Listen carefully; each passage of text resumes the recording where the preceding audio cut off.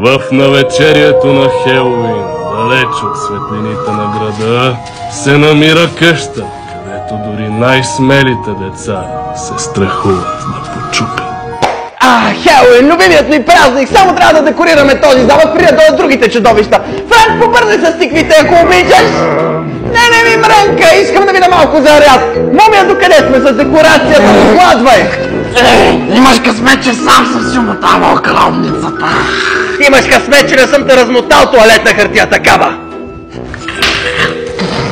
Върховак, докъде сме с музиката?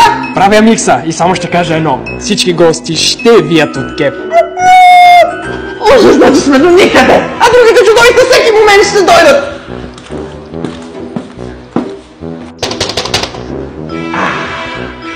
Някой тук на вратата.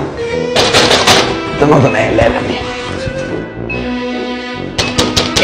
Идвам, какво сте се разчукали на тая врата?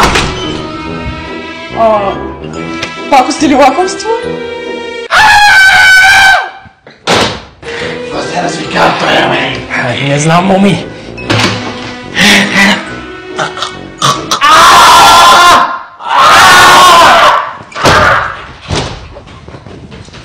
Абе, хора, какво ви става, бе? Това нормален начин да се държиш с една дама ли е?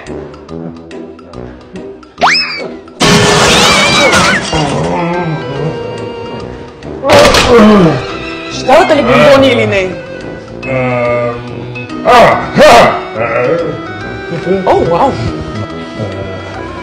Ма вие най-много се кефите на Хелоуин. Тук много сте се постарали с декорацията.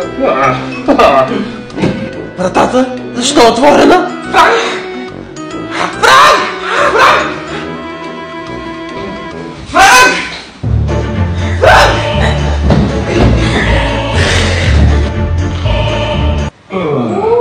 Сега разбрах защо ме доведе в мазето. Явно тук държите лакомство. Това че мен по интересно.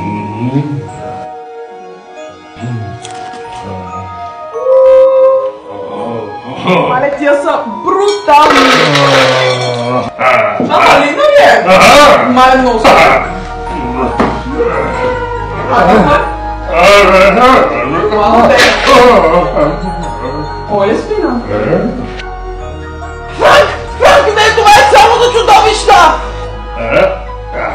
Мале, ма на вас костюмите ви са страшно реалистични, човек. Той се едно наистина има полтове във върта.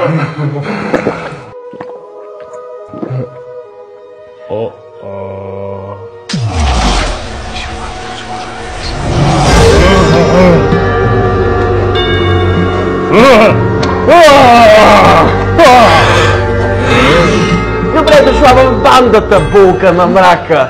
Ще те наричам Малина.